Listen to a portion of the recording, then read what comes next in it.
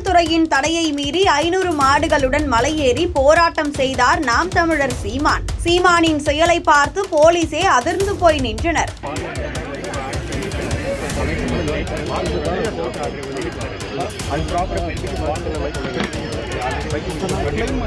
கடந்த 2025 ஜூலை 10 அன்று மதுரை மாவட்டம் வீராதனூரில் நாம் தமிழர் கட்சியின் உழவர் பாசறை சார்பில் மேய்ச்சல் நிலம் எங்கள் உரிமை என்ற முழக்கத்துடன் ஆடு மாடுகள் மாநாடு நடைபெற்றது. இந்த மாநாடு ஆயிரக்கணக்கான ஆடுகள் மற்றும் மாடுகளை மேடை முன்பு கொண்டு வந்து அவற்றின் முன்னிலையில் சீமான் உரையாற்றியதன் மூலம் தனித்துவமானதாக அமைந்தது. மாநாட்டில் 2000க்கும் மேற்பட்ட கிடை மாடுகள், செம்மறி ஆடுகள், எருமைகள் மற்றும் ஜல்லிக்கட்டு மாடுகள் மேடை முன்பு கொட்டடிகளில் அடைக்கப்பட்டு இருந்தன. இந்த மாநாடு கால்நடைகளின் முக்கியத்துவத்தையும் மேய்ச்சல் உரிமைகளை மீட்டெடுக்க வேண்டிய அவசியத்தையும் வலியுறுத்தி இருந்தது. இந்த நிகழ்வுக்கு அடுத்தபடியாக தேனி மாவட்டம் கரட்டுப்பட்டியை சேர்ந்த விவசாயி மேய்ச்சலுக்காக தனது மாடுகளை வனப்பகுதிக்கு அழைத்து சென்ற போது வனத்துறையினர் அவரை தாக்கி கீழே தள்ளிவிட்டனர். இந்த வீடியோ சமூக வலைதளங்களில் வேகமாக பரவியது. இதற்கு கால்நடை வளர்ப்போர் விவசாயிகள் கடும் எதிர்ப்பு தெரிவித்ததால் வனத்துறையினர் சமரசம் பேசி முடிவுக்கு கொண்டு வந்தனர். இதுபோன்ற சம்பவங்கள் அடிக்கடி நடைபெற்று வருகிறது.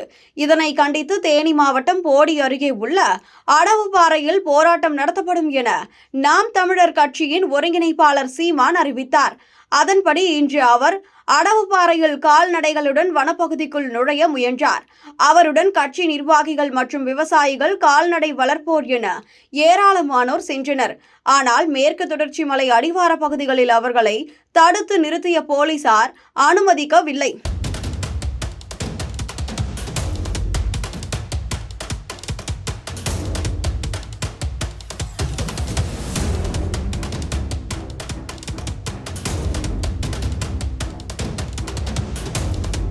இதனைத் தொடர்ந்து நிருபர்களுக்கு அளித்த பேட்டியில் சீமான் கூறுகையில், மாடுகள் உள்ளிட்ட கால்நடைகள் சென்றால் மட்டுமே மலைப்பகுதி மற்றும் வனப்பகுதிகள் இருக்கும். கால்நடைகளை மேய்ச்சலுக்கு கொண்டு செல்லும் விவசாயிகளுக்கு வனத்துறையினர் தொடர்ந்து இடையூறு ஏற்படுத்தி வருகின்றனர். எனவே ஆடு மாடுகளுக்கும் ஓட்டுரிமை வேண்டும். இலங்கையில் நடந்தது மட்டும் இனப்படுகொலை அல்ல. தமிழகத்தில் மது பழக்கத்தை பழக்கி சாமானிய மக்களை கொல்வதும் இனப்படுகொலைதான். வெளி மாநிலத்தவர்களுக்கு இங்கு அனுமதி கொடுத்தால் விரைவில் அவர்கள் நம்மை வெளியே அனுப்பிவிடுவார்கள் என்று அவர் கூறினார். இதையடுத்து மலையேறி மாடு மேய்க்கும் சீமானின் போராட்டத்தை தடுத்து வனத்துறையினர் பேச்சுவார்த்தை நடத்தினர். இருப்பினும் வனத்துறையினரின் பேச்சுவார்த்தையை ஏற்க மறுத்து சீமான் மற்றும் அவரது கட்சி நிர்வாகிகள், விவசாயிகள், கால்நடை வளர்ப்போர் ஆகியோர் வனப்பகுதிக்குள் மாடு மேய்க்கும் போராட்டத்தில் ஈடுபட்டனர்.